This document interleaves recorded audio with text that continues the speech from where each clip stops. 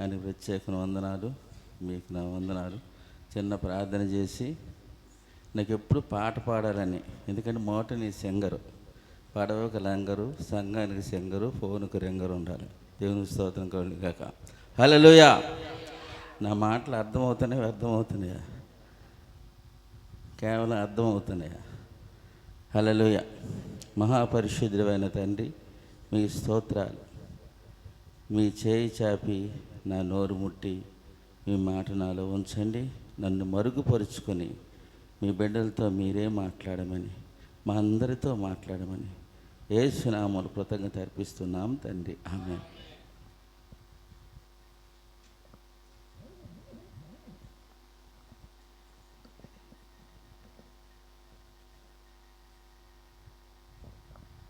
నా ప్రతి మాటలో కూడా ఒక రైమింగ్ ఉంటుంది, అర్థమైంది. కాబట్టి మీరు ఏం అపార్థం చేసుకోకండి. నాకు రైమింగ్ అలవాటు. నా పేరు సల్మాన్ రాజ్, విశాఖపట్నం. నన్ను అందరూ కవి సల్మాన్ రాజ్ అంటారు. అనేకమైన ఆర్టికల్స్ నేను దేవుడు నా చేత రాయించాను. పాట పాడుకుందాం. హల్లెలూయా యేసు రాజా, నీకే స్తుతి వందనం.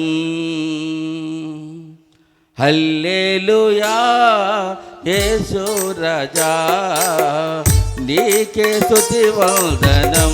నీకే స్తుతి వందనం. నీకే స్తుతి వందనం. నీకే స్తుతి స్తుతి స్తుతి స్తుతి స్తుతి స్తుతి స్తుతి. నీకే స్తుతి వందనం.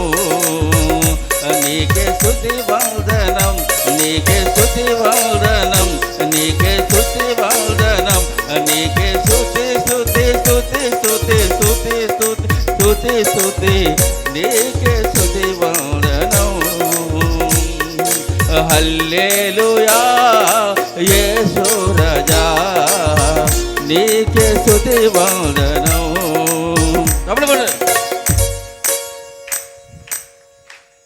చప్పట్లు కొట్టన్నాను కానీ ఆపలేదు, వినపడలేదు నా మాట. నీకు చప్పట్లు కొట్టమన్నా ఏదైనా ఆపను. క్రైస్తవుడికి చురుకు, క్రైస్తవుడు చురుకు లేకపోతే ఇరుకులో పడతాడు. చురుకు ఉండాలి. అన్ని భాగ్యాల కంటే భాగ్యము చురుకుగా నుండి భాగ్యం. నేను ఎందుకు ఆపానంటే నాకు చరణం తర్వాత పాడదామని.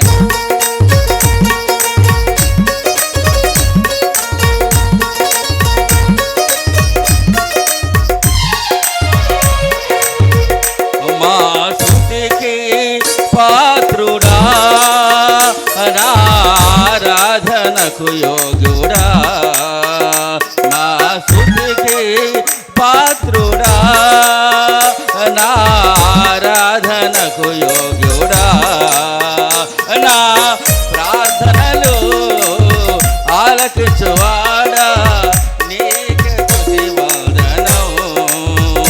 నా ప్రార్థనలు ఆలకించువాడా, నీకే స్తుతి వందనం.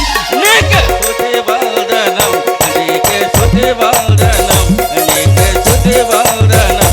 నీకే స్తుతి స్తుతి స్తుతి స్తుతి స్తుతి స్తుతి స్తుతి.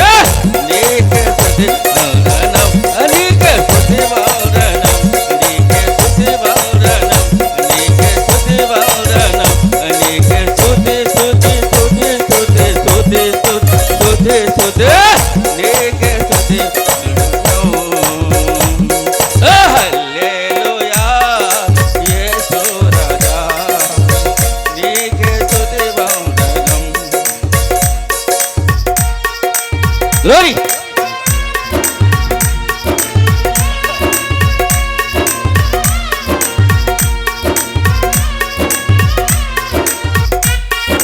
ప్రతిదానికి లెక్క. చెయ్యితో చప్పట్లు కొట్టపోతే లెక్క, పాడినప్పుడు నోరు మరపోతే లెక్క. చేస్తాడు దేవుడు తొక్క.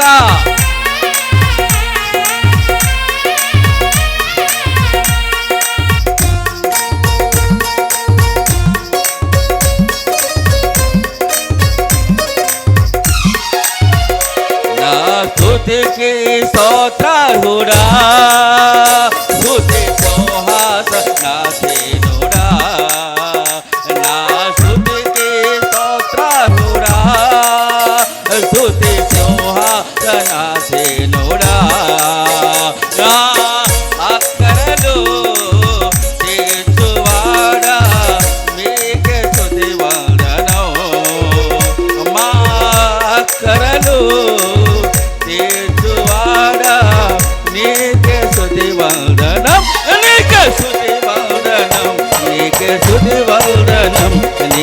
స్తుతి వందనం నీకే స్తుతి స్తుతి స్తుతి స్తుతి స్తుతి వందనం నీకే స్తుతి వందనం చెప్పడమ్మా నీకే స్తుతి వందనం నీకే స్తుతి చెప్పాలి నీకే స్తుతి వందనం నీకే స్తుతి వందనం నీకే స్తుతి స్తుతి స్తుతి స్తుతి స్తుతి స్తుతి స్తుతి నీకే స్తుతి వందనం నీకే స్తుతి వందనం నీకే స్తుతి వందనం నీకే స్తుతి వందనం నీకే స్తుతి స్తుతి స్తుతి స్తుతి స్తుతి స్తుతి స్తుతి నీకే స్తుతి వందనం నీకే స్తుతి వందనం నీకే స్తుతి వందనం నీకే స్తుతి వందనం నీకే స్తుతి వందనం.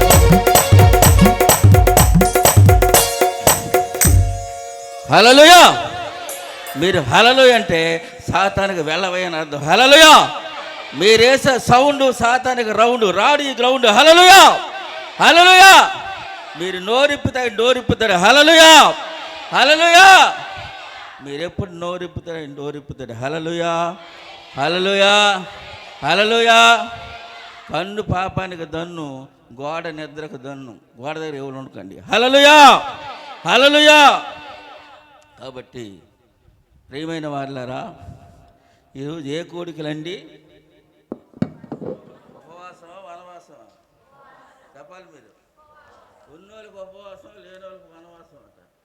లేదంటే ఉన్నోళ్ళకి ఉపవాసం, లేనోళ్ళకి ఆయాసం అంట. హల్లెలూయా. ఎలాగ ఆయాసంగా ఉందా లేకపోతే ఉపవాసంగా ఉందా? హల్లెలూయా. ప్రియమైన వారులారా, ఉపవాస కోడికలు అనగా అనగా ప్రత్యేకమైన లేదా మరి ఒక, లేదు అంటే సమీపంగా ఉండుట, ఇది ఉపవాసం. కేవలం అన్నపానాలు మాని ఉపవాసం ఉంటే కాదు. ఆయనలోకి మనం వచ్చినప్పుడు ఆయనలో లీనమైపోవడమే ఉపవాసం. దేవుని స్తోత్రం కలుగాక. ఉపవాసం అనగా ఆయన లోకంలో మేము వ్యవహరించాలి. ఇహలోకంలో మానేసి ఇమ్మానుయేలు లోకంలో విహరించడమే నిజమైనటువంటి ఉపవాసము. లీనమైపోవాలి. ఆ గేటు దాటితే ఇహలోకము, గేటుకు వస్తే ఇది పరలోకము. దేవుని స్తోత్రం కలుగాక. చెప్పాల నోరెప్పండి. ఎందుకంటే ఇది ఆత్మీయ పక్షవాతం అయిపోద్ది. మగవాడిని ఏమంటారు? వికలాంగులు అంటాడు, హ్యాండిక్యాప్డ్ అంటాడు. మీరు అందరూ హ్యాండిక్యాప్డేనా? హ్యాండిక్యాప్డే కాదా? మరి కాకూడదంటే నోరెప్పాలి. దేవుడి శబ్దం వచ్చినప్పటికీ ఒళ్ళు పొంగిపోవాలి. చూడండి, కొంతమంది జబ్బు వస్తే ఒళ్ళు పొంగిపోద్ది, కానీ దేవుని మాట వస్తే మనకు ఒళ్ళు పొంగిపోవాలి. దేవుని స్తోత్రం కలుగాక. హల్లెలూయా. అలాగ లీనమైపోయి అసలు నేను ఎక్కడున్నానో తెలియకుండా ఉండడమే ఉపవాసము. కొంతమంది అన్నాలు మానేసి ఆఫీసులకు వెళ్ళిపోతారు. అన్నాలు మానేసి హలో ఫోన్లు ఎత్తుతారు. దేవుడికి నీకున్న కనెక్షనే, దేవునికి నీకున్న ప్రత్యేక సంబంధమే ఉపవాసము. గమనించండి ప్రియ, లీనమైపోతేనే దేవుడు నిన్ను ముట్టు నీ సమస్యలన్నీ పరిష్కరించి నిన్ను గొప్ప పాత్రగా వాడుకుంటాడు. అలాగే పౌలు భక్తుడు అలాగే ఉండేటప్పుడు అపోస్తుల కార్యము 22 అధ్యాయం దేవుడు ఆరాధన చేస్తున్నప్పుడు దేవుడు నాకు ఈ లేఖనాన్ని జ్ఞాపకం చేశాడు సంఘంతో చెప్పమని. నేను అప్పుడప్పుడు అలా ఉంటుంటాను, కానీ నాకు దేవుడు అనేకమైన ఆలోచనలు ఇస్తూ ఉంటాడు. అపోస్తుల కార్యం 22 అధ్యాయము 16-17 వచనాలు చూద్దాం.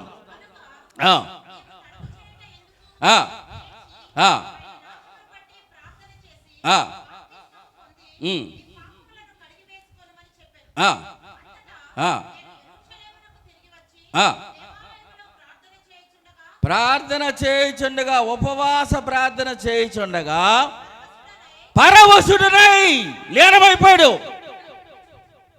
పరవశుడైనప్పుడు ఏమొచ్చిందండి? ప్రభువును చూచాడు. ప్రభువును చూసే అనుభవం కావాలండి. ఒట్టిన బైబిల్ పెట్టుకొని చెత్త కాదు. ఎంత డబ్బులు పాస్టర్ గారు ఖర్చు పెట్టి, సంఘం ఖర్చు పెట్టి దేవుళ్ళు లీనమైపోతే, ప్రభువు నిన్ను ముట్టకపోతే, ప్రభు దర్శనం చూడకపోతే నువ్వు రావడం చాలా వ్యర్థకరమైంది. లీనమైపోవాలి. ఇప్పుడే కాదు, ఉపవాస కూడికలప్పుడే కాదు, ఎప్పుడు నువ్వు దేవుని సన్నిధికి వస్తే, నీ ఇంటికాడ దేవుని సన్నిధికి ప్రార్థన గదికి వెళ్ళినా కూడా నువ్వు లీనమైపోవాలి. హల్లెలూయా. లీనమైపోతే నువ్వు హీనమైపోతావు. దేవలోకంలో సైతానుకును దేవుడికి పందెం, అదిగో నీ భక్తులు అంటున్నావు. సంఘంలో నా భక్తులే. వాక్యం విన్నవ్వకుండా ఎలా చేశానో తెలుసా? పర ఆలోచనలు పెట్టాను, పక్కవారితో మాట్లాడేటట్టు చేశాను, గోడ కానుకేసి నిద్రపోయేటట్టు చేశాను. ఇప్పుడు వారిని వాక్యం విన్న భక్తులు నీ భక్తులు కాదు, నా వైపు తిరిగినటువంటి వారే నా భక్తులు అని సాతాన్ని గెలిపించే వ్యక్తిగా ఉన్నావా? పో సాతానా, నేను దేవుని బిడ్డని, నేను వచ్చింది పరలోకంకి వచ్చాను. ఇది మినీ పరలోకం సంఘం అంటే. ఆ సంఘంలోకి నేను వచ్చాను. నువ్వెవరు అసలా అని నువ్వు గద్దించాలి. గద్దిస్తే ఏమవుతాడండి? ఆడు పారిపోతాడు, లేదా నీ పక్కన చేరిపోతాడు. దీని వెనకతలో ఆ దేవుని వాక్యంలో దెయ్యం వస్తుంది, ఇంటికి వెళ్ళగానే కయ్యం వస్తుంది. ఏటొస్తుంది? నువ్వు అవకాశం ఇస్తే దెయ్యం వస్తుంది. ఆ దెయ్యం ఏం చేస్తుంది? మీ ఇంటికి కయ్యం పెడుతుంది.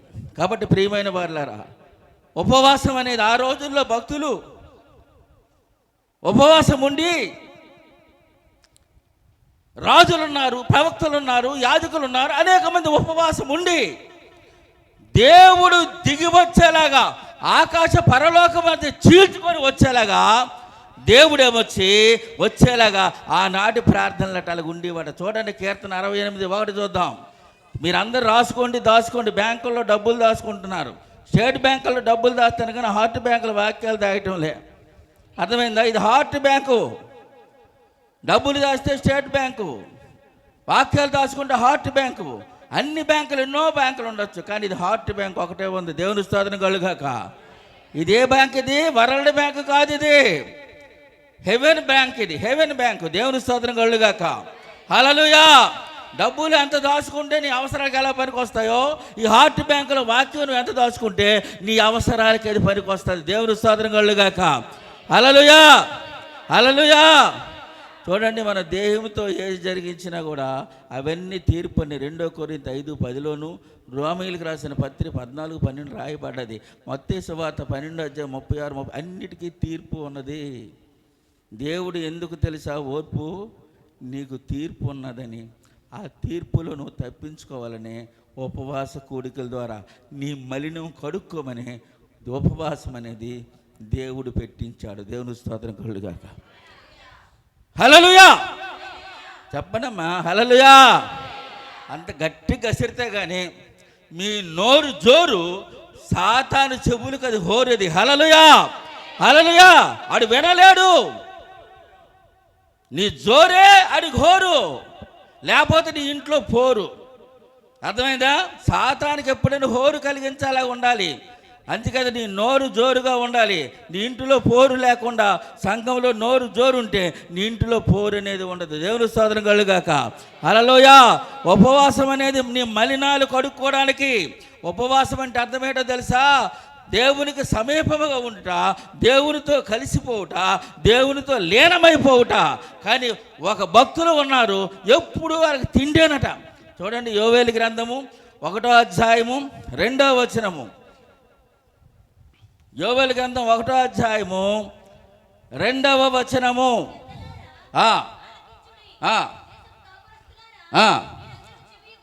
చెవియొగ్గు వినడి, ఎలాంటి సంగతి జరిగిందా?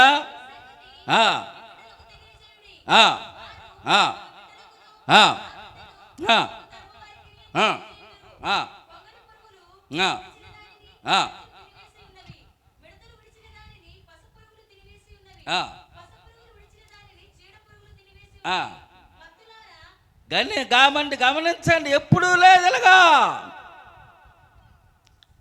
దైవ గ్రంథం మానేశారు, ధర్మశాస్త్రం చదవడం మానేశారు, సంఘాలకు వెళ్ళడం మానేశారు. ఎప్పుడు అయితే మానేశారో లోక సంబంధమైన పంట,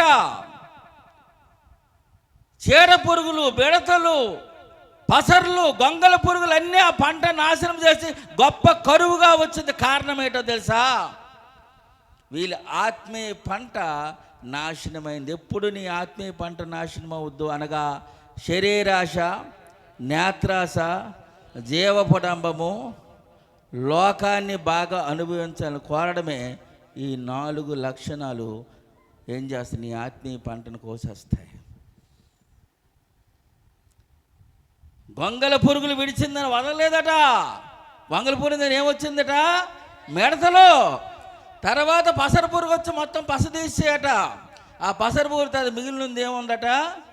సేడ పురుగులు, పేడ పురుగులు. ఇంకా నీకు సేడే. పస ఎప్పుడు పోయిందో, పసర పురుగులు తినేసినప్పుడు పస పోయింది ఎప్పుడు, ఇక్కడ మిగిలేదు నీకు సేడే. నీ బతుకు పేడే, నీ బతుకు ఒక తేడే. జాగ్రత్త. అందుకని అంటున్నాడు, మొత్తం ఆత్మీయ పంట ఎప్పుడైతే పోయిందో, ఆత్మీయ పంట నాసి తినడం, మెక్కడం, బాగా తినడమును పడుకుని పోవడం, బాగా టీవీలు సీరియల్ చూసుకోవడం. అప్పుడు సీరియల్ ఉన్నాయట అనొచ్చు మీరు. అంటే అలాగున్నారు, ఇప్పుడు అలాగున్నారు. అప్పుడు భక్తులు కూడా అలాగే ఉన్నారు. టీవీ సీరియల్స్ అక్కడ లేకపోయినా లోక సంబంధమైన వాటిలో ఉండుట వలన ఆ ఆత్మీయ పంట నాశనమైంది. ఎప్పుడు నీ ఆత్మీయ పంట నాశనమైందో అప్పుడు ఆశీర్వాదం కోల్పోయి నీ శరీర బ్రతుకు కూడా నాశనం చేస్తాయి. కాబట్టి ప్రియమైన వాళ్ళందుకే ఈయన అంటున్నాడు, మత్తులారా. ఏమొత్తిది? ఈ ఆత్మీయ మత్తుది. ఏమొత్తిది? మత్తులారా, తిండిపోతులారా. తిండినే మత్తు, నిద్రనే మత్తు, రకరకాలైన మత్తు, లోకాశుల్లో పడిపోయిన మత్తు. ఇప్పుడుకైనా మత్తులారా కన్నీరు విడవండి. ఎప్పుడో కన్నీరు విడిచారు, ఇప్పుడు ఆ కన్నీరు లేదు. ఎప్పుడు నీ ఆ శరీరం దౌర్బల్యంగా ఉందో, శరీరం ఎప్పుడు పుష్టిగా ఉందో నీ కన్నీరు రాదు, అది కార్చనివ్వదు. అందుకే ఉపవాసం ఉన్నారు. ఎప్పుడైతే శరీరం బలంగా ఉంటే ఆత్మ బలహీనత పొందుతుంది. ఎప్పుడు ఆత్మ బలముగా ఉంటుందో శరీరం అప్పుడు శరీరాన్ని అప్పుడు లొంగ తీసుకోగలవు. అందుకే మత్తులారా మీరు కన్నీరు విడవండి అంటున్నాడు.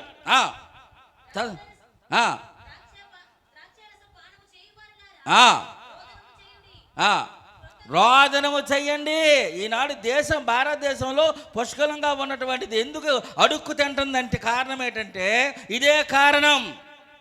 వైన్ షాపులు ఎక్కడ ఎక్కువ ఉన్నాయి, తినుచూ తాగుతూ చుకిస్తున్నారు. నోవా కాలంలాగే ఉంది ఇది. అందుకే ఈ దేశానికి అరిష్టం పట్టడానికి కారణం అదే. ఆలకే కాదు, తెలియనటువంటి ఆలకే అరిష్టం పడితే దేశానికి శాపం వస్తే తెలుసున్నాను, నీ ద్వారా దేశానికి శాపం వస్తుందేమో జ్ఞాపకం చేసుకో. నీ కుటుంబానికి శాపం వస్తుందేమో జ్ఞాపకం చేసుకోండి. ప్రేమల మత్తులారా కన్నీరు విడవండి. తర్వాత 8వ వచనం, పొనిమిటి పోయిన ఎలాగాడాలట? పొనిమిటి పోయిన యవ్వనురాలు గోనె పట్ట కట్టుకొని అంగలాచునట్లు నీవు అంగలాచుము. నైవేద్యాలు లేవు, దేవుడికి వెళ్ళవలసింది కూడా ఇలా మింగిస్తుండాలట. నైవేద్యాలు లేవు, భక్తి ఉంటే కదా ఇవ్వడానికి, సంఘానికి కానుక ఇవ్వడానికి. నైవేద్యాలు లేవు, అర్పణ లేవు, ఏమీ లేవు. దేవుడు కోపగిస్తున్నాడు. దేవుడికి ఇవ్వవలసిన దేవుడికి ఇవ్వకపోతే హృదయము, సమయము, ఆదాయం 3 ఇవ్వాలి. 1 హృదయం ఇవ్వాలి, 2 సమయం ఇవ్వాలి, 3 ఆదాయం ఇవ్వాలి. ఈ 3 నువ్వు ఇవ్వనప్పుడు వాళ్ళు నైవేద్యాలు ఇవ్వక ఎలాగైతే కరువులు పెట్టున్నారో నీవు కూడా సంఘములో కరువుకు కారణం నువ్వేనేమో. జాగ్రత్త. సంఘము క్షేమాభివృద్ధి అవ్వాలంటే నీది బాధ్యత ఉన్న జాగ్రత్త. అలాంటి పొరపాట్లు చేస్తే ఉపవాసం ఉండి ఆ మలినాన్ని నువ్వు తొలగించుకోవాలి. చదవండి 14వ వచనం.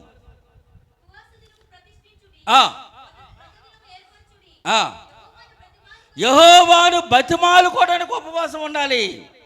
ఉపవాసం ఎందుకు ఉండాలంటే ఇంతవరకు నేను చేసిన ప్రతి పొరపాటును బట్టి నా కుటుంబ పరిస్థితులు ఉన్నది, నా పరిస్థితి మారలేదు, నా భక్తి పరిస్థితి మారలేదు, నా ఆర్థిక పరిస్థితి మారలేదు, నా పిల్లలేమో దైవ సంధికి వస్తారు లేరు. కారణం నువ్వే. ప్రియమైన వారలారా, దేవుణ్ణి బతిమాలుకునే మనసు నీకుందా? ఉపవాసం దేనికో తెలుసా? దేవుణ్ణి బతిమాలుకోవాలి. ఎంతసేపు తినడం తాగడం బతికే అనుకుంటే తిండిపోతులు, త్రాగుబోతులు, దరిద్రులు అవడానికి కారణము సామెతల గ్రంథము 23 అధ్యాయం 21 చూద్దాం. సామెతలు 23:21. అమ్మా నిద్రపోకండి, అదే ఇప్పుడు చెప్పాను.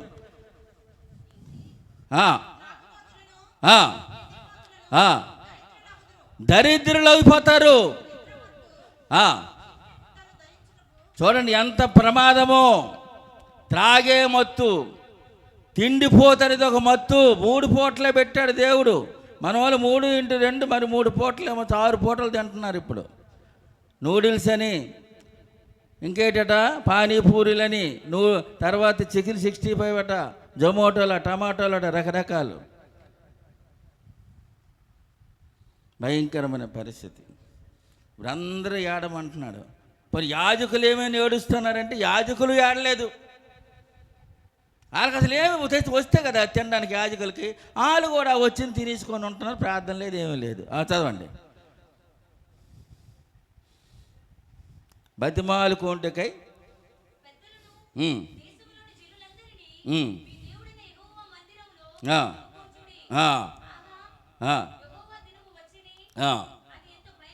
ఇప్పుడు 12వ వచనం చదవండి.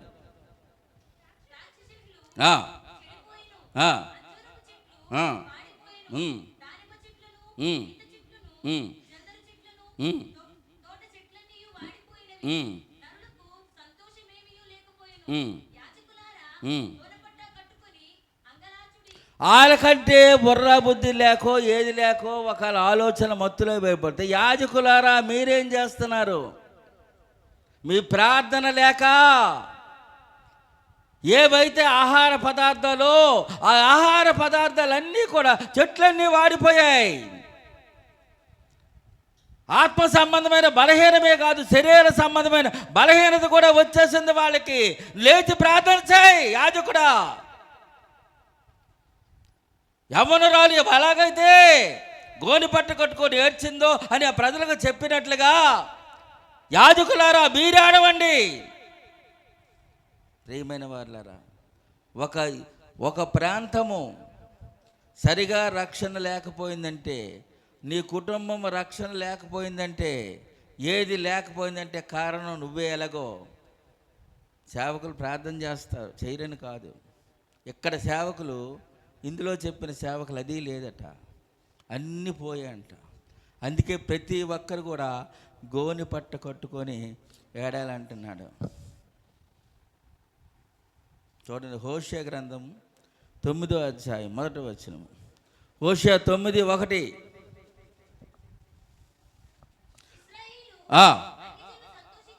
అన్యజనులు ఇశ్రాయేలు దేవుని బిడ్డ, అన్యజనులు సంతోషించినట్లు నువ్వు సంబరపడి సంతోషింపవద్దు. ఆల్లాగా నీకు ఉండకూడదు లోకాశలు. ఫ్రెండ్షిప్ నీకు వద్దు. లోకంలో ఉన్నా కానీ లోకం ఏది అంటకుండా చూసుకో. తామర పువ్వు నీటిలో ఉంటుంది కానీ నీరు ఎలాగైతే తన మీద చుక్క కూడా రాకుండా చేసుకున్నట్లుగా లోక మాలిన్యం రాకుండా చేసుకో. నువ్వు అలా చేసుకోవాలంటే నువ్వు దేవుని సన్నిధిలో బతిమాలుకొని నువ్వేం చేయాలంటే దేవుని దగ్గర మొరపెట్టి నీ మాలిన్యం కడుక్కోవాలి. ఉపవాసం ప్రత్యేకమైనది, ఉపవాసం మహాభాగ్యమైనది, ఉపవాసం నిన్ను నువ్వు ప్రతిష్ఠించుకునే దినమది. అలాంటి ఉపవాస దినాన్ని ఏమీ కాకుండా తీసేస్తున్నారు. మన నిమిత్తం చనిపోయిన యేసుప్రభు రక్తాన్ని, యేసుప్రభుని, ఆయన ఉపవాసాన్ని అన్నీ లెక్కలేక చేసేస్తే, మరి ఇవన్నీ నీ లెక్కలేకపోతే నీ ప్రార్థన దేవుడికి ఎలాగ లెక్కలో ఉంటుంది? దేవుని పాదధూలకు కూడా పనికిరానివంటే మనము దేవుని యొక్క మాటని తునీకరించి ఏమీ లెక్క లేకుండా చేస్తే నీ ప్రార్థన ఆయన ఖాతరు చేస్తాడా? నువ్వు ఎలాగ దేవుని దగ్గర పొందుకోవాలని ఆశిస్తున్నావు? నువ్వు దేవుని పని చేయకుండా, వ్యవసాయంలో కూలికి వెళ్లకుండా నాకు నలుగురితో కూలిమ్మని అడగలమా మనము? అది న్యాయమా? అది దేవుని కొరకు నువ్వు ఉండకపోయినా ఉండి దేవుని దగ్గర ఏది చేయకుండా, దేవుడి పని చేయకుండా దేవుడికి అడగడానికి మనసు మనకు ఎలాగొప్పుతుంది? దేవుడు ప్రార్థన వినలేదని నా దేవుడి ప్రార్థనలు ఎలాగనుకుంటున్నావు? దేవుణ్ణి బతిమాలుకో, కన్నీరు దేవుని దగ్గర విడు. లోకంలో ఉన్నట్టుగా నువ్వు ఉండడానికి వీల్లేదు. ఇశ్రాయేలు లోకస్తుల్లాగా ఉండకూడదు అంటున్నాడు ఆయన. నువ్వు సంబరాలు చేయడానికి లేదు, నీ సంబరం అంతా సన్నిధిలోనే. లోకము దాని ఆశలన్నీ గతించిపోతే, ఆ సంబరాలు గతించిపోతే వాళ్ళు కూడా పరలోకం రాకుండా నరకానికి వెళ్ళిపోతారు వాళ్ళు. నువ్వు వెళ్తావా? నీకు నరకం కావాలా? చేయాలతో ఎంజాయ్మెంట్. అమ్మా పడుకోకు. తమాషా కాదండి ఉపవాస కోరికలు. మీరు బలపడాలని, మీ ఆత్మీయ స్థితిలో ఏవైనా లోపాలుంటే సరి చేసుకోవడానికి మనం ఉండాలి. మన ఉపవాస కోరికలు మామూలుగా పెట్టలేదు పాస్టర్ గారు. కోట్లు కోట్లు ఆస్తుందని ఆయన పెట్టలేదు, అందరూ బాగుపడాలని పెట్టారు ఆయన. ప్రియమైన వారులారా, ఆనాడు కూడా ఉపవాసం ఎందుకున్నారంటే, ఉపవాసం ద్వారా నీ ఆత్మ బలపడుతుంది, పరిశుద్ధపరచబడుతుంది, దేవుని యొక్క శక్తి నీ మీదకి పరిపూర్ణంగా వస్తుంది.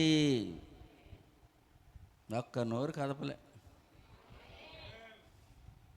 మరి ఇలా లీనమైపోయి నేను చెప్పింది దేవుళ్ళు లీనమవ్వ అన్నాను, అంతేగాని ఈ కంబం చుట్టూ తిరగమని చెప్పలే నిన్ను. కంబం అంటే స్తంభము అనేది ప్రకృతి, కంబం అనేది వికృతి. అంటే ఇది వికృతి. అంచేత కంబములో ఉన్నటువంటి సంఘము ఒక్కొక్కరు స్తంభంగా మారునుగాక. నిజంగా అలాగుంటే మీరు స్తంభమే కంబం. అంటే ప్రకృతి స్తంభము, వికృతి కంబము. మూల భాషలో ఉంది. మన నగరాలకు చెక్కిన కంబంలో ఉన్నారు కుమార్తెలట. ఇక్కడ అందరూ కూడా సిస్టర్సే కాబట్టి మీరందరూ ఒక సంఘానికి ఒక స్తంభము, ఇంటికి ఒక స్తంభం అవుదురుగాక. ఇదేదో గన్మ్యాన్ అనేట్టుంది. ఆమెన్, ఆమెన్ చెప్పండి. ఆమెన్. మిలిటరీ అలాగే చెప్పమంటే అలవాటు అయిపోయింది, గన్మ్యాన్ అని. ఆమెన్ చెప్పండి, గన్మ్యాన్ అన్నాడు. కాబట్టి అలాంటి లేనంలో మీరు ఉండకండి. హల్లెలూయా, హల్లెలూయా. బతిమాలుకోవాలి. ఇప్పుడు గమనించండి ప్రియమైన వారులారా, ఉపవాసము గురించి మనం తెలుసుకున్నాం. ఉపవాసం అంటే దేవునికి సమీపంగా ఉండాలని, అది బలపరచబడుతుందని, పరిశుద్ధపరచబడుతుందని. ప్రియమైన వారులారా, ఈ ఉపవాసం వలన ఎంత గొప్ప బలమో మొట్టమొదటిసారి మనకు చేస్తుంటే లోకాసు వార్త 4వ అధ్యాయము 14వ వచనం చూద్దాం. లోక 4:14. ఏసా ఎప్పుడు వెళ్ళాడు అతను?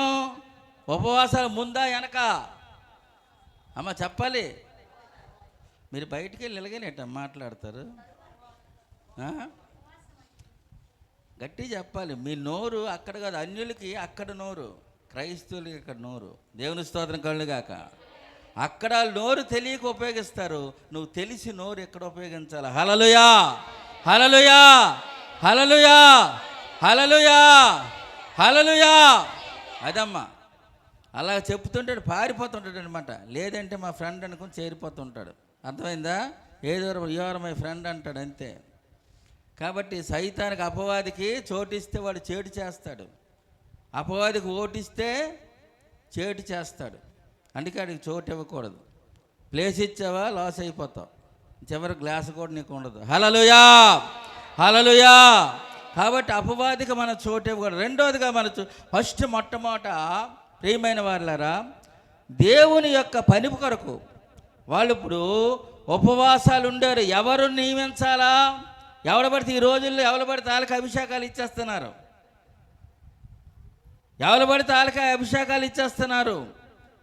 ఆ రోజు అలా కాదు, ఉపవాసాలుండి ఆరాధించి దేవుని వాక్యం చదువుకొని అలాగ లీనమైపోయి అలాగ ఎవరు నియమించమంటే పరిశుద్ధాత్ముడు వాళ్ళ గైడెన్స్ ఇస్తే అప్పుడు వాళ్ళని ఎన్నుకొని వాడికి ప్రతిష్ఠించి అప్పుడు పంపించేవారు. అపోస్తల కార్యం 13:2 చూద్దాం.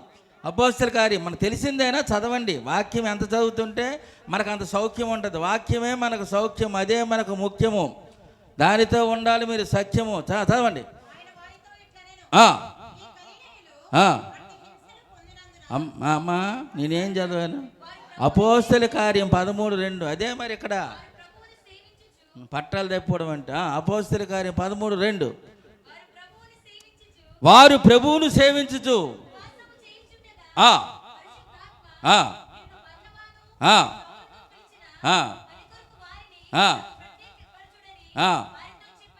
చెప్పినప్పుడు చేశారా, లేకపోతే వీళ్ళంతటి వీళ్ళు చేశారా? పరిశుద్ధాత్మ చెప్పి చేశారా, వీళ్ళంతటి వీళ్ళు అభిషేకించారా? ఆ దైవాభిషేకమే రక్తాభిషేకం అయిపోతుంది ఇప్పుడు. అంటే సినిమా పేర్లు అనుకోకండి, కొంపదీసి తెలియకుండా దైవాభిషేకం అని చెప్పేసి వాళ్ళ మీద ప్రేమ ఉండి ప్రేమాభిషేకం చేసి ఏం చేస్తున్నారు, పని కొరకు పంపించేస్తున్నారు. అక్కడ రక్తాభిషేకం అయిపోతుంది. గమనించండి, పరిశుద్ధాత్మ చెప్పితే తప్ప. అందుకే వాళ్ళు అలా భూమిని తలకిందులు చేశారు. వీడు మన వాళ్ళు ఆలకాలే తలకిందులు అయిపోతున్నారు. పరిశుద్ధాత్మ పిలిచిన తర్వాతే వాళ్ళు అభిషేకించినట్లుగా చూస్తూ ఉన్నాం. అందుకోసం ఉపవాసం అనేది ఆనాడు పిలిచిన పని కొరకే ఉపవాసం చేస్తే ఈరోజు నీవు దేవుని చిత్తము లేకుండా నీ ఇష్టానుసారంగా ఎలాగ వెళ్ళిపోతున్నావు. ప్రతి దానికి కూడా నువ్వేం చేయాలి, ఉపవాసం ఉండాలి. అనారోగ్యంగా ఉన్నవాళ్ళు ఉపవాసం ఉండలేరు. కానీ ఆరోగ్యం ఉండి కూడా నువ్వు ఉపవాసం ఉండకపోతే దేవుని లెక్కలోకి నువ్వు వస్తావు. జాగ్రత్త. అందుకోసం ప్రియమైన వారులారా, రెండవదిగా మనం చూసుకుంటే మనము ఏం చేయాలంటే ఉపవాస కొరకు పవిత్రులుగా మనం ఉండాలంటే పరిశుద్ధత కొరకు మన ఉపవాసం ఉండాలట. మనలోన అనేకమైనటువంటి రోజుకి ఎన్నో లోట్లు పోటు ఉంటాయి. ఈర్ష్య ఉండొచ్చు, ద్వేషం ఉండొచ్చు, కోపం ఉండొచ్చు, అనేక రకమైనటువంటివన్నీ మనకు ఉండొచ్చు. ఇవన్నీ మనం తొలగించుకోవాలంటే, ఆ పాపాలు తొలగించుకోవాలంటే ఒక స్త్రీ ఎలాగైతే బిడ్డ కోసం ప్రసవ వేదన పడతాదో, నీ పాపం అంత ప్రసవ వేదన పడి ఏడాలి. ఏడిస్తే తప్పది పోదు. కీర్తనలు 7:14 చూద్దాం. కీర్తన 7:14. కీర్తన 7:14.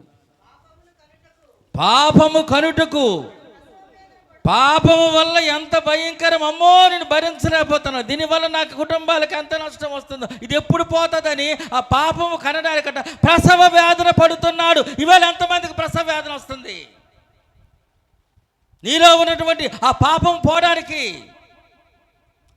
ఆ పరిశుద్ధ కొరకు దాహం లేకుండా పాపంతో భరిస్తున్నా నీకు ప్రసవ వేదన ఉందా? ఒక లేకపోతే ఉపవాస ప్రార్థనలో వచ్చి ఆ ప్రసవ వేదన పడు, ఆ పాపాన్ని కొను. ఆ పాపం వచ్చి ఏమవుతుందంటే పోయిన తర్వాత నువ్వు పరిశుద్ధుడిగా పరిశుద్ధురాలుగా ఉంటావు. ప్రసవ వేదన పడుతున్నాడు పాపం కనడానికి. అసలు ఏమీ లేకుండా వస్తున్నాం, ఏమీ లేకుండా వెళ్ళిపోతున్నాం. మన పాపం అలాగే ఉండిపోతుంది, మన బతుకు అలాగే ఉండిపోతుంది. అది ఉండనిచ్చిన కొలది అది ఏమవుతుందంటే బలపడిపోయి చివరికట పరలోకం వెళ్ళకుండా చేస్తుందట. పాపం నీలో ఉంటే పరలోకం మనం వెళ్ళాం. దాన్ని ఏం చేయాలట? వదిలించుకోవాలి. మన శరీరంలో మురుకుంటే ఉంచుకుంటామా? చెప్పరేంటి? అది ఎన్ని సబ్బులు రాసిన వస్తున్నా కూడా మాటకి ఏం చేస్తాం? మనం వదిలించుకుంటాం లేదా? అలాగే మనం వదిలించుకోవాలి ఉపవాసం ద్వారా. పరిశుద్ధత కొరకు ఉపవాసం ఉండాలి. ప్రియమైన వారులారా, పరిశుద్ధత కొరకు మనం ఉపవాసం ఉండాలి. 69 చూద్దాం. దావీదు అటు ఎలాగ ఉన్నాడో చూడండి. దావీదు 69, అది ఆ కీర్తన 69:10.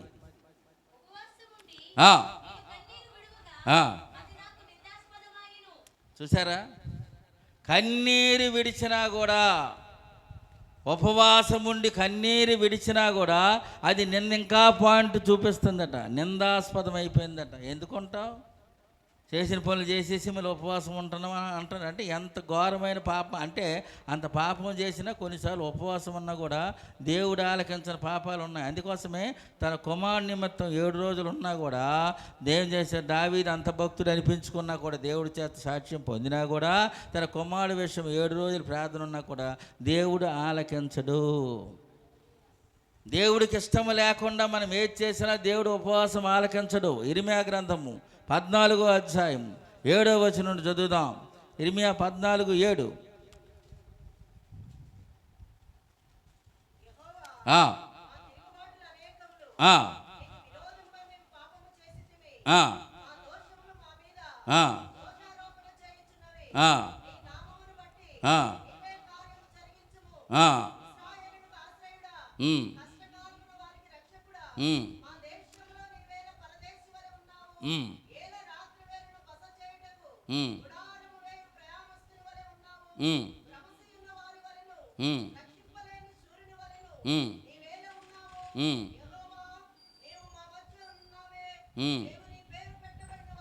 అది అంత జాగ్రత్త పాలిసి కొడుతున్నారు చూడండి. మనల్ని చేసిన పనులు చేసేసి దేవుడికి, నాన్న నువ్వు చూడకపోతే అలాగ నాన్న, గొప్ప పాలిసి కొడతామండి దేవుడికి. చేసిన పని చేసేసి, మేము పొరపాటు చేస్తాం నాన్న, నీ పేరు పెట్టిన వాళ్ళం కదా, నీ బిడ్డలం కదా, ఇంతకుముందు కాదమ్మా బిడ్డలు.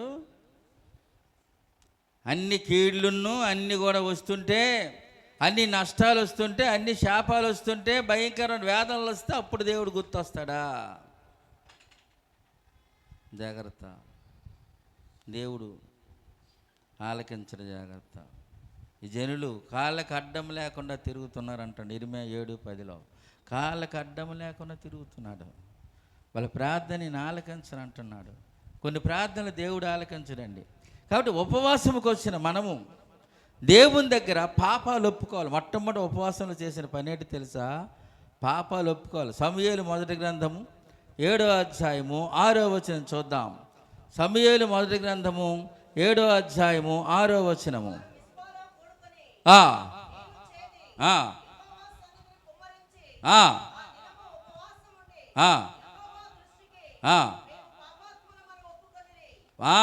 మేము పాపాత్ములమని ఒప్పుకొనిరి. మెస్పా అంటే కావలివాని కోట, కావలివాడు కాసే కోటనే మిస్పా అంటారు. ఆ మిస్పా దగ్గరికి వచ్చి పాపాలు ఒప్పుకున్నారట. ఉపవాసం అంటే నీ పాపాలు ఒప్పుకోవాలి. అన్నపానములు మానేయడమే కాదు, ముందు నీ పాపాలు ఒప్పుకోవాలి. దేవుని దగ్గర నీ యొక్క అవిధేయతలు ఒప్పుకోవాలి. అందుకే చూడండి, ఎజ్రా 10:1 చూద్దాం. ఎజ్రా 10:1. ఎజ్రా గ్రంథము 10వ అధ్యాయము 1వ వచనము.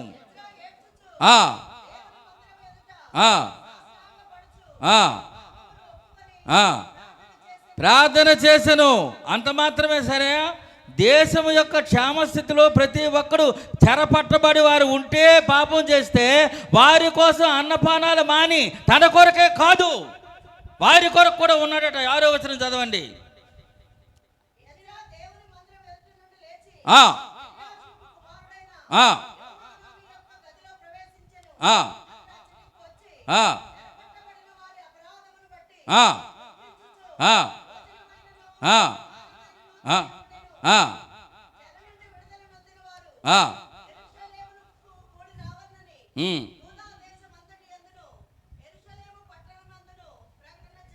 గమనించండి ప్రియ, చెరపట్టబడినటువంటి వారి కొరకు నువ్వు ఉపవాసం ఉన్నావా?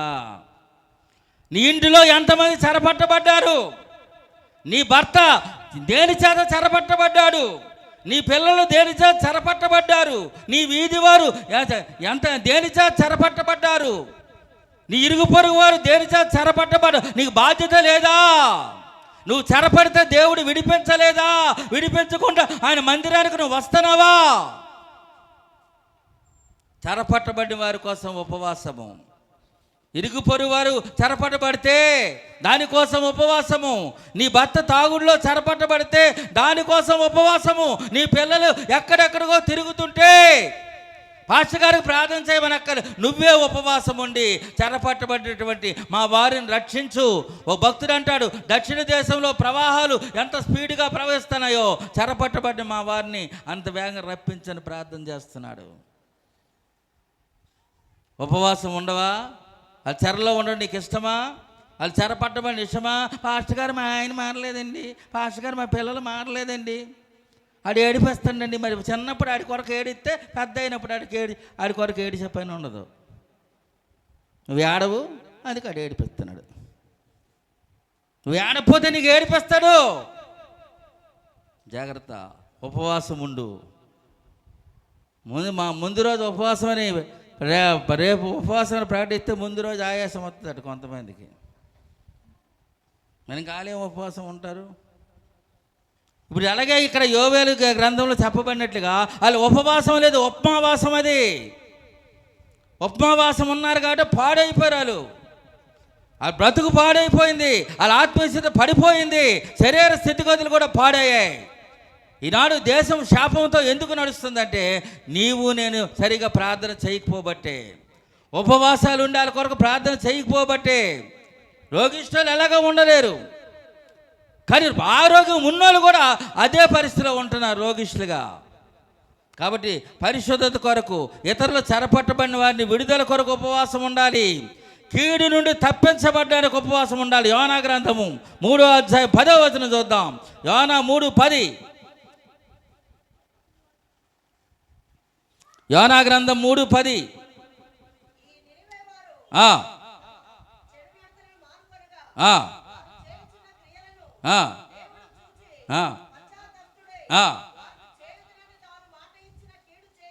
కీడు చేయక మానెను, కీడు నుండి విడుదల కొరకు ఉపవాసము.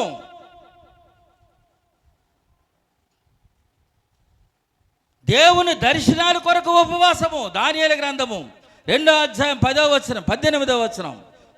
దేవుడు నీకు ప్రత్యక్షమయ్యి దర్శనాలు ఇవ్వాలంటే దానికోసం ఉపవాసము. నువ్వు దేవుని కొరకు అడుగుతావో అదే చేస్తాడు. దానియేలు 2:18.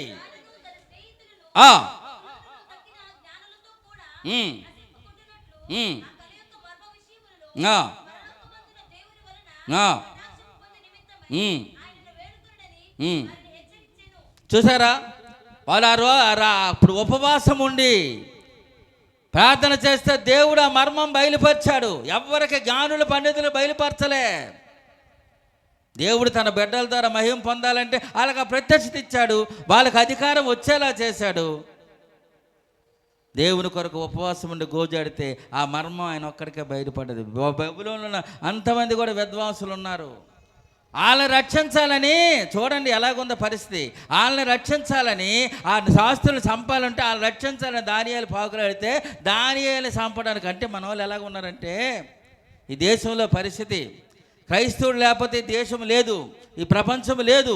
కానీ మేలు చేస్తే మేలు చేసినట్టు మేకులు దిగొడుతున్నారు, కీడు చేసినట్టు కిరీటం పెట్టే పాపిష్టి లోకం ఇది.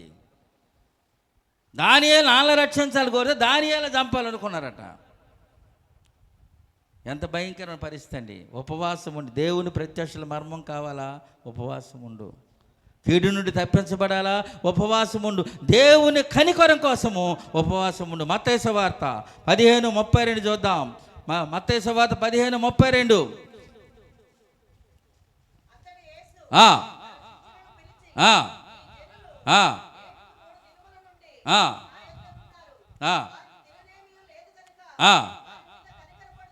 వారి మీద నేను కనికరపడుచున్నాను. దేవుని కనికరము. అలాగే రాజుల మొదటి గ్రంథము 21వ అధ్యాయం 27వ వచనం చూద్దాం. రాజుల మొదటి గ్రంథము 21వ అధ్యాయం 27వ వచనం.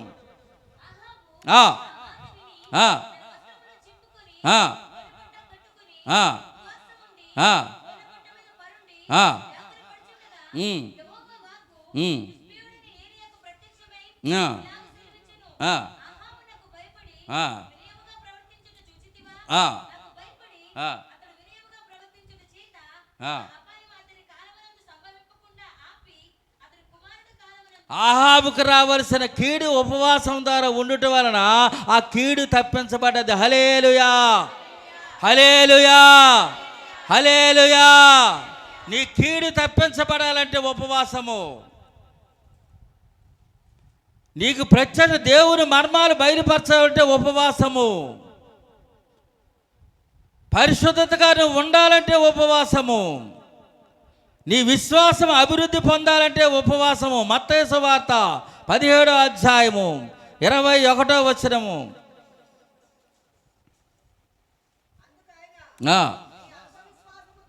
అల్ప విశ్వాసము చేతనే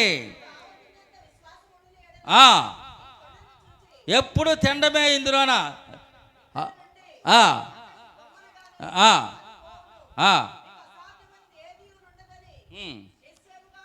మీకు అసాధ్యం మీరంటే ఏదంటే అది జరిగిపోద్దిరా బాబు. మీ అల్ప విశ్వాసము, ఈ అల్ప విశ్వాసం వల్లే కార్యాలు చూడలేకపోతున్నావు. అందుకే నమ్ముట నీ వలనైతే నమ్మువారికి సమస్తము సాధ్యం అంటున్నాడు మార్కు సువార్త 9:23లో. నువ్వు నమ్ముట వలన కామా పెట్టాడు అంటే నమ్మే దమ్ము నీకుంటే నేనే కార్యమైనా చేస్తా. నమ్మిన వారు దేవుడికి మహిమ చెల్లించండి. చప్పట్లు కొట్టండి. సంఘములో చప్పట్లు, చలికాలంలో దుప్పట్లు, తినడానికి బొబ్బట్లు. హల్లెలూయా, హల్లెలూయా. నేను నవ్వించడానికి ఆ మాట అంటాను. హల్లెలూయా, హల్లెలూయా. గమనించండి, నమ్ముట నీ వలనైతే అన్నాడు. ఆయనకి ప్రతి కార్యం. అందుకోసమే అల్ప విశ్వాసము కాదు, అధిక విశ్వాసం ఉంటే కొండైనా వెళ్ళిపోద్ది, కొండైనా గొండైపోద్ది. దేవుని స్తోత్రం కలుగాక. నీ విశ్వాసం సరిగా ఉంటే కొండ కూడా గొండైపోద్ది. అది ఆయన చెప్పింది. అందుకోసమే అందుకే లోకాసు వార్త 17వ అధ్యాయం 5వ వచనం. వాళ్ళు ఏమడుగుతున్నారు? ఆస్తులు అంతస్తులు అడగలేదు. ఏమడుగుతున్నారు చూడండి. లోకాసు వార్త 17:5.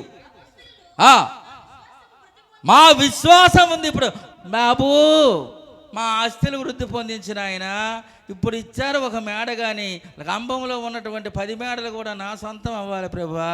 అలాంటి ప్రార్థనలు చేయకుండా అమ్మ. ఏం చేయాలా? మా విశ్వాసమా ఆయాసమా? ఆయాసం అయితే మీకు ప్రయాసం ఉంటుంది, ఇంకేం ఉండదు. హల్లెలూయా. అందుకోసం ఇప్పుడు మా విశ్వాసము వృద్ధి పొందించుము అంటే నీ విశ్వాసం వృద్ధి పొందించాలంటే నువ్వు ఉపవాసం ద్వారా, ఉపవాసం వల్లనే నీ విశ్వాసం వృద్ధి అవుతుంది. నువ్వు అడగక్కర్లేదు. విశ్వాసమే తనంతట తాను నీకు తెలియకుండా వృద్ధి అయిపోద్ది. హల్లెలూయా. అందుకే గమనించండి, దానియేలు గ్రంథము 10వ అధ్యాయం 18వ వచనం. దేవుడు దర్శించాడు దూతని తను చేసిన ప్రార్థన బట్టి. చూడండి, దానియేలు గ్రంథం 10:18.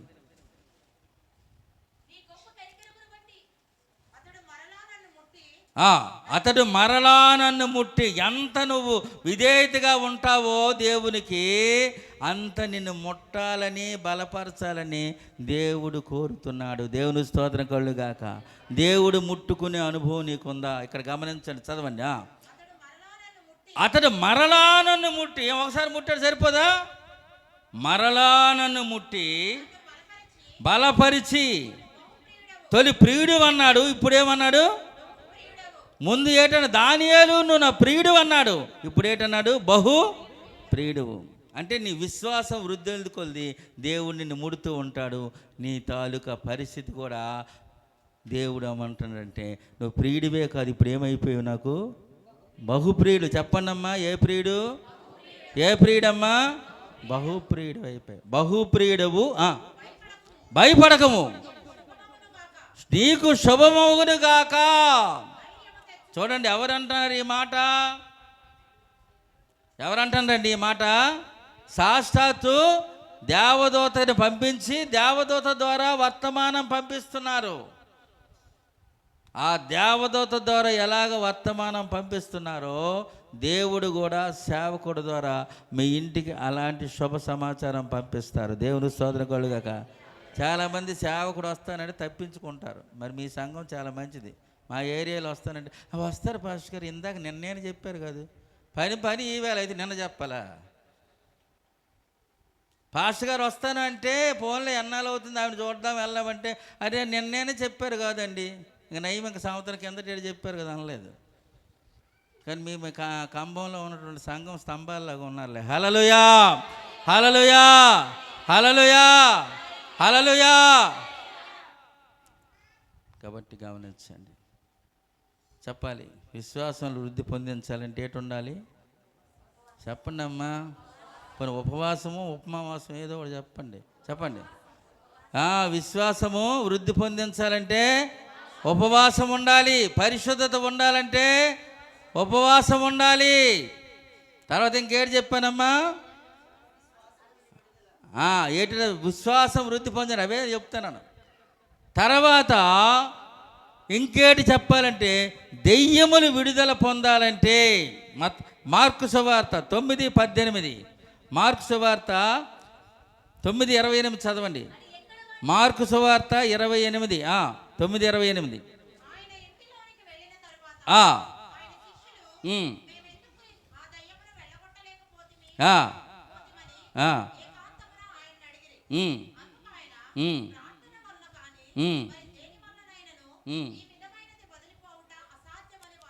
ప్రార్థన అంటే కింద పుట్టినోటి ఏటి ఉంది? ఉపవాసము. ఉపవాసం ద్వారా తప్ప దెయ్యాలు పోవు. అంటే దెయ్యాలు విడుదల పొందాలంటే మనలోనున్న దెయ్యాలే కానీ మనము ఎవరికి ప్రార్థన చేసినా వాళ్ళకి దెయ్యాలు పోవాలన్నా కూడా వీళ్ళకి ఎందుకు అన్ని తిండిపోతే ఈ తిండిపోతే దెయ్యాలు వీళ్ళు ఉన్నందువలన, ఈ దెయ్యాలు బాగున్నందువలన అవతల దెయ్యాన్ని వదిలించలేకపోయారు వీళ్ళు. మనలోన గర్వమున్నా, తిండిపోతనం ఉన్నా, సారుపోతనం ఉన్నా, ఎన్ని పోతులు మనలో ఉన్నా అవన్నీ దెయ్యాలే. మనకు బోల్డ్ పోతులు ఉన్నాయి. ఏ పోతండి? సామరపోతు, నిద్రపోతూ, నిద్రపోతూ, పొగరబోతూ, వదరబోతూ, ఎన్ని పోతులు ఉన్నాయో. ఈ పోతులు అనే దెయ్యాలు ఉంటే మనము ఎదిరించలేము. వాళ్ళందుకే ఆ ముగ్గురినే తీసుకెళ్ళాడు ఆయన. ఎవరిని? పేతురు, యోహాను, యాకోబునే తీసుకెళ్ళాడు. కానీ ఈ 90 శిష్యులు కిందనే ఉన్నారు. ఇది ఎలా సాదృశ్యం అంటే వాళ్ళు ముగ్గురు ఎత్తబడే గుంపుకు, 90 విడబడే గుంపుకు సాదృశ్యంగా ఉన్నారు. మొత్తం శిష్యులు కూడా 12 మంది పిలవబడ్డారు. కానీ రూపాంతర కొండకు వెళ్ళినప్పుడు ఆ 90 కింద ఉంచాడు ఆయన.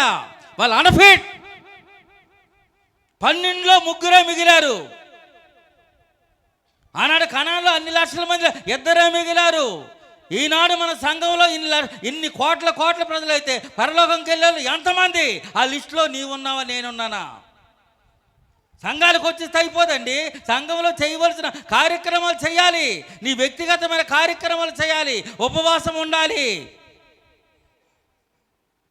ఈ 90 ఉంచేసాడు. నువ్వు అన్ఫిట్రా బాబు. వీళ్ళు వెడబడి గుంపుకు సాదృశ్యంగా ఉన్నారు. రూపాంతకొనకు ముగ్గురే వెళ్ళారు. ఎవరు? పేతురు, యోహాను, యాకోబు వెళ్ళారు. కడవరకు వచ్చినప్పుడు ఎవరున్నారు? ఒక్కడే మిగిలాడు. ఎవరు? యోహాను. యేసుకు ప్రియమైనటువంటి శిష్యుడు యోహాను. ఆ ముగ్గురు కూడా మరి లేరు. పేతురు లిస్ట్ లేదు, ఇది లిస్ట్ లేదు. యాకోబు చంపబడ్డాడు. యేసుని ప్రేమించే శిష్యుడు. గమనించండి ఎంతమంది తేలుతారు.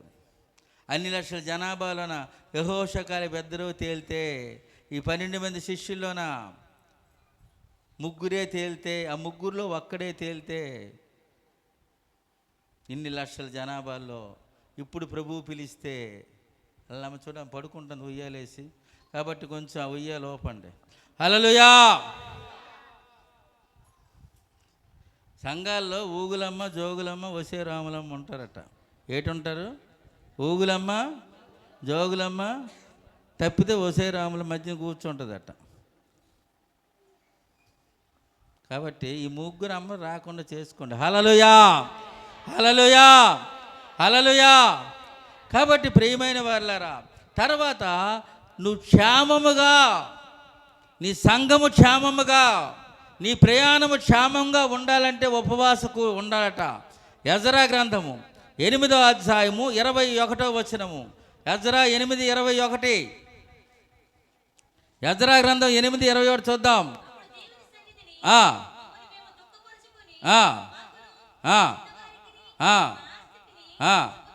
శుభ ప్రయాణము.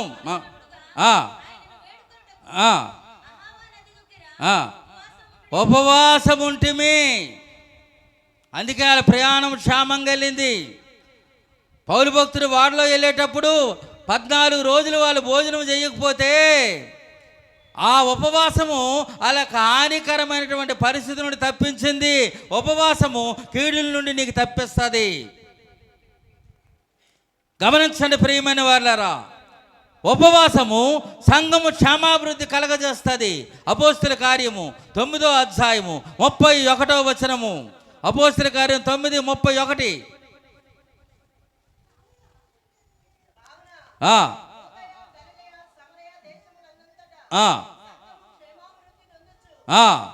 సంఘము క్షేమాభివృద్ధి వచ్చు. వినండమ్మా, సైతానికి అవకాశం ఇవ్వకండి. మీరు చూడండి, వాళ్ళ వైపు కాదు.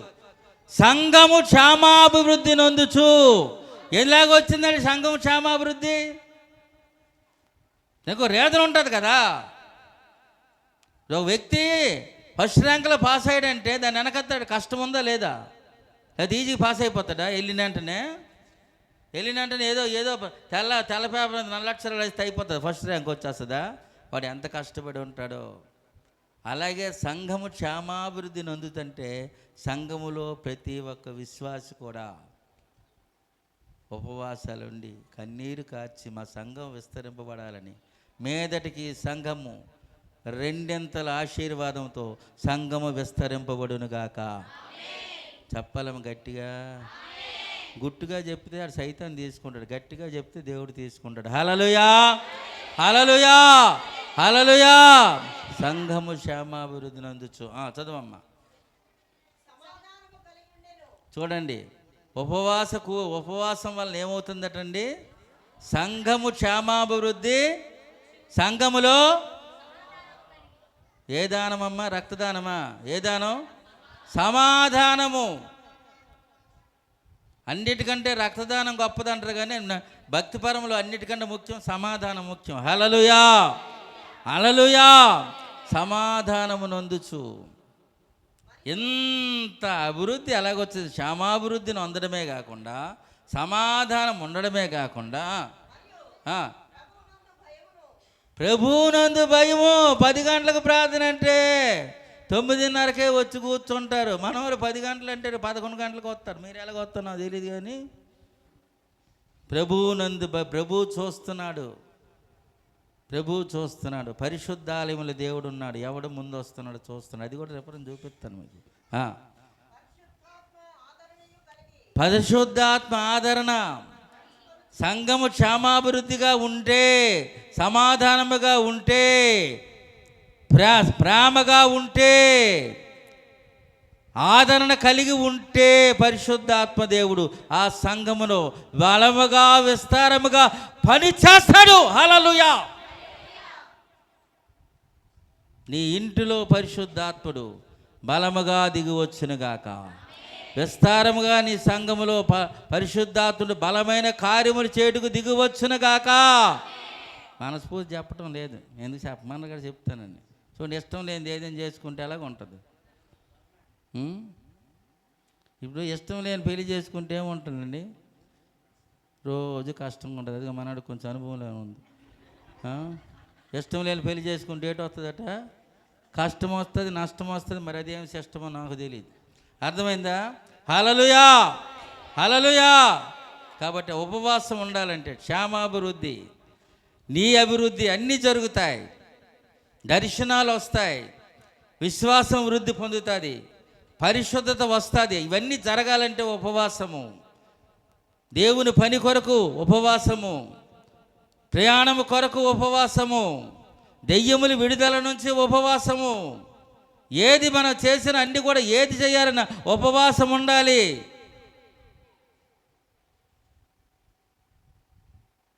జాగ్రత్త.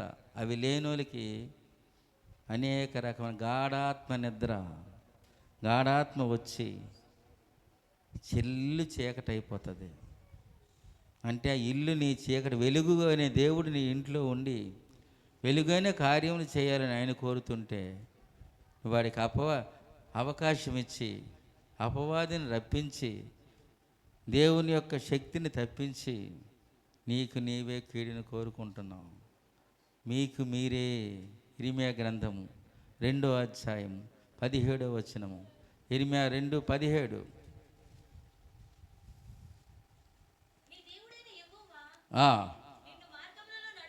నిన్ను మంచి మార్గములో నడిపించుచుండగా ఆయన విసర్జించుట వలన నీకు నీవే ఈ బాధ కలుగ చేసుకుంటున్నావు. ఈనాడు అనేక మంది తనకు తానే బాధలు కలుగ చేసుకుంటున్నారు. ప్రియమైన గమనించండి. అందుకోసమే మనం ఏం చేయాలి? ఇవన్నీ కూడా తప్పించబడి క్షేమాభివృద్ధిగా ఉండాలని, పరిశుద్ధాత్మ ఆదరణ పొందాలని, ఆయన దేవుని యొక్క శక్తి సంఘంలోన నీ కుటుంబంలో దిగాలంటే అందరూ కూడా ఉపవాసం దయచేసి ఉండండి. ఈ సంఘము అట్టి కృప కలిగి ఉండుటకు దేవుడు, పరిశుద్ధాత్మ దేవుడు గొప్ప దీవెనలతో మిమ్మల్ని నింపునుగాక. Amen, amen, amen. అందరికీ వందనాలు. దేవునికి వందనాలు. ఇదిగో పాస్టర్ గారికి వందనాలు. నా మాటలు ముగిస్తున్నాను, తెగించి ముగిస్తున్నానండి.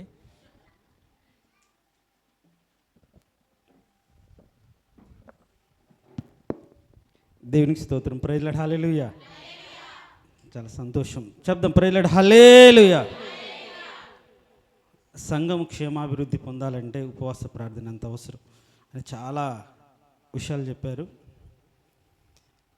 నేను ఒక మాట చెప్తాను. ఈరోజు కుటుంబాలు సంఘంలో చేర్చబడాలి అంటే ఆ కుటుంబాల్లో ఉన్నటువంటి సాతాను క్రియలు దూరం అవ్వాలి. దేనికి స్తోత్రం, హల్లెలూయా. పాస్టర్ గారు చెప్తూ, ఒక వ్యక్తి యేసు ప్రభు వద్దకు తన కూతుర్ని తీసుకుని వచ్చాడు. ఒక్క మాట చదువుకొని ఒక 2 minutes ఒక ఆలోచన కలిగి ప్రార్థన చేసుకుందాం. చూడండి,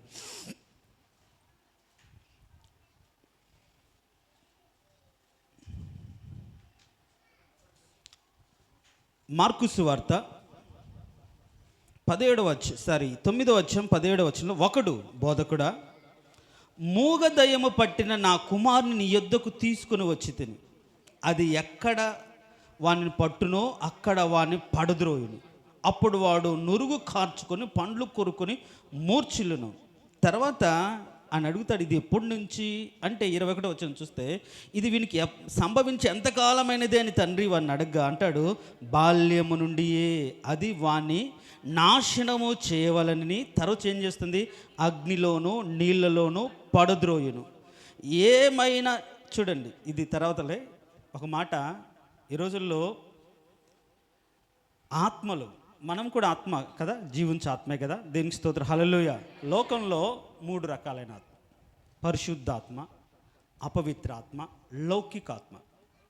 రకరకాల ఆత్మలు ఉన్నాయి, వాటి గురించి కాదు. కానీ అపవిత్రాత్మ, దురాత్మ ఇట్లా ఉన్నాయి. సో ఇతనికి దురాత్మ, దయ్యం పట్టింది. దయ్యం పట్టిన వాడి క్రియలు ఎలా ఉంటాయంటే, సౌలు పరిశుద్ధాత్మతో నింపబడినప్పుడేమో దేవుని స్తుతించాడు, గణపరిచాడు, ఆవేశంతో ఎవరి మీదకి యుద్ధం చేయాల్సి వస్తే పౌరుషంగా వెళ్ళాడు. కానీ ఎప్పుడైతే అపవిత్రాత్మ పట్టిందో ఏం చూశాడు, దావీదు మీద ఉసెపు చూపు చూశాడు. దీనికి తేడా ఎక్కడొచ్చింది, లోపల ఉన్నాడు ఆత్మ. గమనించండి, క్రియలు మనం అనుకుంటాం ఆ వ్యక్తి అనుకుంటాం, కాదు, వాడిలో ఉన్నటువంటి దురాత్మ, వాడిలో ఉన్నటువంటి అపవిత్రాత్మ, వాడిలో ఉన్నటువంటి దయ్యం వాడిని ఆ విధంగా చేస్తుంది. గమనించండి. సో ఈ వ్యక్తి కూడా, ఈ యొక్క బాలుడు కూడా అంత వేదనలో ఉన్నప్పుడు చిన్నప్పటి నుంచే పట్టి నాశనం చేయడానికి చూస్తే ఈ తండ్రి వాళ్ళ దగ్గరికి తీసుకొచ్చాడు. వాళ్ళ వల్ల కాలేదు. యేసుప్రభు వచ్చాడు, అడిగాడు, ఎప్పటి నుంచి ఇది జరుగుతుందంటే చిన్నప్పటి నుంచి. అంటే మన పిల్లలు చిన్నప్పటి నుంచి, బైబిల్లో దేవుడు యథార్థవంతులకు పుట్టించాడు. అయితే వాడు వివిధ తంత్రాలు ఎవరు కలుగజేస్తాడు, సాతానే, దురాత్మల సమూహమే వాళ్ళ ఎదుగుదలలో, వాళ్ళ సహవాసంలో, వాళ్ళ ఆలోచనలో క్రియలు చేసి వాళ్ళు ఏం చేస్తున్నారంటే దేవునికి దూరం చేస్తున్నారు. కాబట్టి ఆ అపవిత్రాత్మ, దురాత్మ తొలగిపోవాలి. చిన్నప్పటి నుంచే పిల్లలకు పట్టి, చిన్నప్పటి నుంచే పిల్లలతో కూడా పెరిగి ఆత్మ ఏం చేస్తుంది, దేవునికి దూరం చేస్తున్నప్పుడు ఈ తండ్రి వేదన పడ్డాడు. ఎట్లా నా బిడ్డని కాపాడుకోవాలి, ఎవరి దగ్గరికి వెళ్తే నాకు కూతురు లేకుండా బిడ్డ బాగవుతాడు అని శిష్యుల దగ్గరికి వస్తే వాళ్ళు వదిలిగొట్టలేకపోయారు. యేసుప్రభు రాగానే దేవుడు వదిలిగొట్టాడు. దేనికి స్తోత్రం, హల్లెలూయా. నేను అంటాను, శిష్యులు అడిగారు, అయ్యా మేమెందుకు వదలగొట్టలేకపోయామంటే ఆయన ఒక మాట అంటాడు, చూద్దాం. అందుకు ఆయన 29వ వచనం చదువుదాం. ప్రార్థన వలనే కానీ మరి దేని వలన ఈ విధమైనది తొలగిపోవట అసాధ్యము. దేవునికి స్తోత్రం, హల్లెలూయా. ప్రార్థన కింద ఏమనుంది? ఉపవాస ప్రార్థన. నేనేమంటానంటే ఈరోజు నీ కుటుంబానికి పట్టిన ఏ అపవిత్రాత్మ అయినా, ఏ పరిస్థితి అయినా, అది ఎలాంటిదైనా సరే, ఒకవేళ నువ్వు ప్రార్థన చేస్తున్నావేమో, ఆయన దగ్గరికి అడిగేవో, వాళ్ళని అడిగేవు, వీళ్ళని అడిగేవు, కానీ కన్నీటితో ఉపవాసం ఉండి నువ్వు ప్రార్థన చేస్తే దాన్ని వెళ్ళగొట్టడం చాలా ఈజీ. దేవునికి స్తోత్రం, హల్లెలూయా. చెప్దాం, హల్లెలూయా. ఉపవాస ప్రార్థన ద్వారా మనకు పట్టిన, మనల్ని బంధించిన, మనం బాధిస్తున్న వాటి యొక్క మూలాలను మనం ఏం చేయవచ్చు? తరిమి కొట్టచ్చు. కాబట్టి ఈరోజు నీ బిడ్డలకు అడిగిందల్లా కొనిస్తావు, మంచి కాలేజీలో చేర్పిస్తావు, మంచి చదువుని ఇప్పిస్తావు, మంచి బట్టలు ఇప్పిస్తావు, కానీ వాళ్ళు నశించిపోతుంటే ప్రార్థన మాత్రం చేస్తారు కానీ ఉపవాసము ఉండరు. ప్రార్థన చేస్తారు, వాళ్ళని అడుగుతారు, అయ్యా నా బిడ్డ గురించి ప్రార్థన చేయి, నువ్వు చేయి, అయ్యా వాడు పాడైపోతున్నాడు, వాడు లోకంలో ఉంటున్నాడు, మందిరానికి రావట్లేదు. మరి నువ్వు ఏ రోజైనా ఉపవాసం అండి, అయ్యా నా బిడ్డకు పట్టిన దయ్యం, అపవిత్రాత్మ, వాడు ఆ క్రియలు తొలగిపోవాలయా అని నువ్వు ఉపవాస ప్రార్థన చేస్తే ఏం చేస్తుంది? ఆ ఉపవాస ప్రార్థన ద్వారా అవన్నిటిని కూడా మనం వదిలించుకోవచ్చు. దేవునికి స్తోత్రం, హల్లెలూయా. ఉపవాస ప్రార్థన మాత్రమే సాధ్యము. కాబట్టి నేను ముందే చెప్పాను, సంఘంలో ప్రకటించాను, ఎందుకు ఉపవాసము? అన్ని కూడా విడుదల పొందడానికి ఉపవాసం. పోయిన సంవత్సరం బలం పొందుకోవడానికి మందిరంలో ఎప్పుడు కూడా ఉపవాస ప్రార్థన జరుగుతూ ఉంటాయి. కానీ ఈ ప్రత్యేకమైన ప్రార్థన కూడిక ఎందుకంటే దురాత్మల సమూహాలను బిడ్డల్లో చిన్నప్పటి నుంచి ఆవరించి దేవునికి దూరం చేసి, తల్లిదండ్రులు అవిధేలు చేసి, ఎవడు కూడా సాధు చేయని స్థితిలో ఉండిపోయినప్పుడు సంఘము లేకుండా కుటుంబము, తల్లిదండ్రులు ఏం చేయాలంటే దేవుని కాళ్ళు పట్టుకుని ఉపవాసం ఉండి ప్రార్థన చేయాలి. దేనికి స్తోత్రం, హల్లెలూయా. నీ బిడ్డలకు అన్నీ ఇచ్చిన నీవు ఒక రోజు 2 రోజులు ఆయన పాదాల దగ్గర పడి, అయ్యా నువ్వు దీవిస్తేనే తప్ప, నువ్వు విడిపిస్తేనే తప్ప ఉపవాసం ఉండి ప్రార్థన చేస్తే అంత మంచిది. దేనికి స్తోత్రం, హల్లెలూయా. వదిలిపోతాయి కదా, ఎక్కడ పడేస్తుందో తెలియదు, అగ్నిలో పడేస్తుంది, నీళ్ళలో పడేస్తుంది. వాడి స్థితి అంతా కూడా మారిపోతున్నప్పుడు ఒక తల్లిగా, ఒక తండ్రిగా వాడి బాధ్యత కలిగిన వాడు అన్నీ సమకూరుస్తున్నావే, ఆత్మ నశించిపోతుంటే దేవుని సన్నిధిలో కన్నీరు కార్చాలి కదా. అయ్యా నా బిడ్డ నశించిపోతున్నాడు, వేదన ఉండొచ్చు హృదయంలో, కానీ దేవుని సన్నిధికి వచ్చి విడిపించగలిగిన దేవుణ్ణి ప్రార్థించాలి కదా. అందుకే ఉపవాస కూడికలు. దేవునికి స్తోత్రం, హల్లెలూయా. చెప్దాం ప్రియులారా, హల్లెలూయా. ఫిలిప్పులు సువార్త ప్రకటించిన అపవిత్రాత్మలు కేకలేసి పారిపోయాయి. ఆ కార్యం సంఘంలో జరగాలని నేను మొదట చెప్పాను. దేవునికి స్తోత్రం, హల్లెలూయా.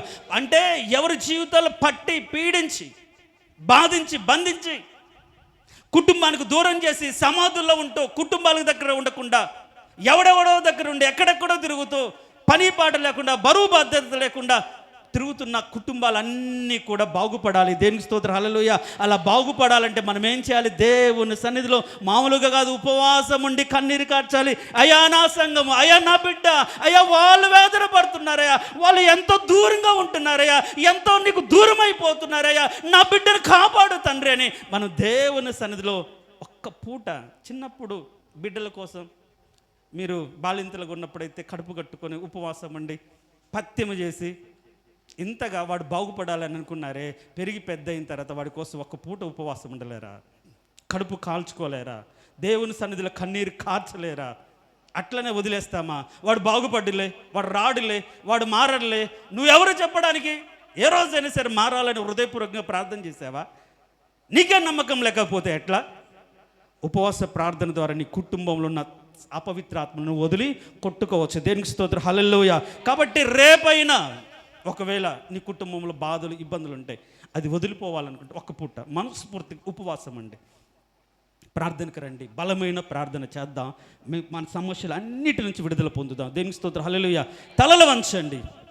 తలలు వంచిన మనం ఉపవాస ప్రార్థనలో ఉన్న శక్తి, దైవదాసుందరు అనేక విషయాలు, ఎన్నో విషయాలు, మరి అన్ని విషయాలు కూడా ఉపవాసము ద్వారానే జరుగుతుంటే సంఘ క్షేమాభివృద్ధి, వ్యక్తిగత క్షేమాభివృద్ధి, ఆత్మ యొక్క నింపుదల, ఆత్మలో బలము, ఇట్లా అన్నీ కూడా